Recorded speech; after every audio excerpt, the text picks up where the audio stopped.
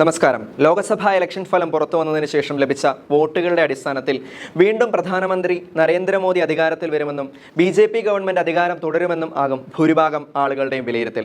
98% അത് ശരിയാകാനാണ് സാധ്യത. എന്നാൽ മറ്റൊരു വിഭാഗം ആളുകൾ ഉന്നയിക്കുന്ന പ്രധാന സംശയം രാഹുൽ ഗാന്ധിക്ക് പ്രധാനമന്ത്രി ആവാനുള്ള സാധ്യത തള്ളിക്കളയാനാവില്ലല്ലോ എന്നാണ്. തീർച്ചയായും തള്ളിക്കളയാവുന്ന ഒന്നല്ല അതെന്ന് പറയേണ്ടിയിരിക്കുന്നു. രണ്ട് മുന്നണികളുടെയും ഇന്ത്യ സഖ്യത്തിന്റെയും NDA സഖ്യത്തിന്റെയും യോഗങ്ങൾ നടക്കുന്നത് വഴി വലിയൊരു കുതിരക്കച്ചവടത്തിനുള്ള സാധ്യതകൾ നിലനിൽക്കുന്നുണ്ട്. എന്തായാലും അത്രത്തോളം കാലുമാറലുകൾ നടക്കില്ല എന്നാണ് വലിയ രാഷ്ട്രീയ നിരീക്ഷകരുടെയൊക്കെ വിലയിരുത്തൽ. എന്നിരുന്നാലും ചർച്ചകൾക്കൊടുവിൽ രാഹുൽ ഗാന്ധിക്കുള്ള സാധ്യതകൾ നമുക്കൊന്ന് വിലയിരുത്താം. കാര്യങ്ങൾ എന്ത് തന്നെയാണെങ്കിലും കഴിഞ്ഞ രണ്ട് ഇലക്ഷനെ സംബന്ധിച്ചിടത്തോളം, അതായത് 2014ലെയും 2019ലെയും ഇലക്ഷനെ സംബന്ധിച്ച് ഇപ്പോഴുള്ള ഈ അനിശ്ചിതത്വത്തിന് കാരണമായത് BJPക്ക് സംഭവിച്ചിട്ടുള്ള സീറ്റിന്റെ ഇടിവ് തന്നെയാണ്. 2024 ഇലക്ഷനെ സംബന്ധിച്ച് പറയുകയാണെങ്കിൽ BJPയുടെ മുദ്രാവാക്യം എന്ന് പറയുന്നത് ചാൾസോ പാർ എന്നുള്ളതായിരുന്നു. അതായത് 400 സീറ്റിന് മുകളിൽ പിടിക്കും എന്നുള്ളതായിരുന്നു, അഥവാ പിടിക്കണം എന്നുള്ളതായിരുന്നു. പക്ഷേ ഇത്തരം പ്രതീക്ഷകൾക്കെല്ലാം ഒരു തിരിച്ചടി എന്ന് വേണം പറയാൻ. നിലവിലെ സാഹചര്യത്തിൽ NDA സഖ്യം അല്ലെങ്കിൽ അതിലുൾപ്പെടുന്ന സഖ്യകക്ഷികൾ ഒപ്പം നിൽക്കുമോ എന്നുള്ള ചോദ്യമാണ് ഉയരുന്നത്. ഒരുപക്ഷെ അവർ ഇന്ത്യ മുന്നണിക്കൊപ്പം നിൽക്കുകയാണ് എന്ന് പറഞ്ഞാൽ അതൊരു പ്രശ്നമായി ഉടലെടുക്കാം. ഇവിടെ ഇന്ത്യ മുന്നണിക്ക് NDA സഖ്യത്തിൽ ഘടകകക്ഷികളെ അടർത്തിയെടുത്ത് കൂടെ നിർത്താൻ കഴിഞ്ഞാൽ ഒരു ഗവൺമെന്റ് രൂപീകരിക്കുന്നതിന് നിയമപരമായി സാധിക്കും. അത് എങ്ങനെ സാധിക്കും, അല്ലെങ്കിൽ ആരെ ഇങ്ങനെ കൂടെ നിർത്താൻ സാധിക്കും എന്ന് പറഞ്ഞാൽ അതിനാണ് ഇവിടെ JDUവും TDPയും ഉള്ളത്.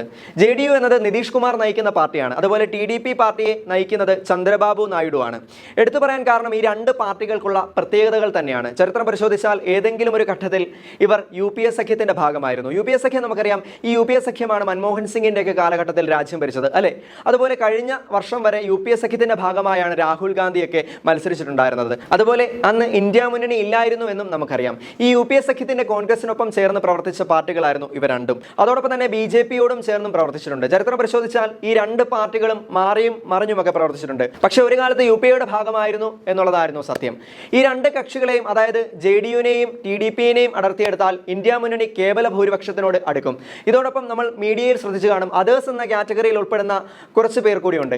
അവരിൽ നിന്ന് കുറച്ച് പേരെ കൂടി കുതിരക്കച്ചവടത്തിലൂടെ, അങ്ങനെയാണല്ലോ പറയാറ്, ഇങ്ങനെ കുതിരക്കച്ചവടത്തിലൂടെ ഒപ്പം നിർത്താൻ കഴിഞ്ഞാൽ ഇന്ത്യ മുന്നണിക്ക് ഗവൺമെന്റ് രൂപീകരിക്കാനുള്ള സാധ്യത അവിടെ നിലനിൽക്കുന്നുണ്ട്. എന്നാൽ ഇവിടെ എടുത്തു പറയേണ്ടുന്ന മറ്റൊരു വസ്തുത, നിതീഷ് കുമാർ നയിക്കുന്ന JDU എന്ന ഘടകകക്ഷി ഇലക്ഷന് മുമ്പുള്ള അവസാന സമയങ്ങളിലാണ് ഇന്ത്യ സഖ്യത്തിൽ നിന്ന് വിട്ടുപോയത് എന്നുള്ളതാണ്. അപ്പോൾ അവർ തിരിച്ചു പോകുമോ എന്നുള്ളതും ഒരു ചോദ്യചിഹ്നമാണ്. കുതിരക്കച്ചവടം എന്ന് പറയുന്നത് നമുക്കറിയാം വലിയൊരു പൊസിഷനുകൾ അല്ലെങ്കിൽ വലിയൊരു സ്ഥാനമാനങ്ങളായിരിക്കും ഓഫറായി വെക്കുന്നത്. ലയൺ എന്ന മലയാളം സിനിമ കണ്ടിട്ടുള്ളവർക്ക് പെട്ടെന്ന് മനസ്സിലാകും. ഇനി ഇതിനൊരു മറുവശം കൂടിയുണ്ട്. ഇന്ത്യ മുന്നണിയിലുള്ളവരെയും NDAയ്ക്കും ഇതുപോലെ അടർത്തിയെടുക്കാൻ സാധിക്കും. കാരണം 5 വർഷം പ്രതിപക്ഷത്തിരിക്കണോ അതോ എന്തെങ്കിലും പൊസിഷൻ കിട്ടി ഭരണപക്ഷത്തിരിക്കണോ എന്നുള്ള ചോദ്യം ഇവിടെ വിജയിച്ചവർക്ക് മുമ്പിൽ വലിയൊരു ചോദ്യചിഹ്നമായി നിലനിൽക്കുന്നു. പക്ഷേ ഇവിടെ ഡിമാൻഡുകൾ ഏറെ മുന്നോട്ട് വെക്കാൻ സാധ്യതയുള്ളത് നിതീഷ് കുമാറിനും ചന്ദ്രബാബു നായിഡുവിനുമാണ്.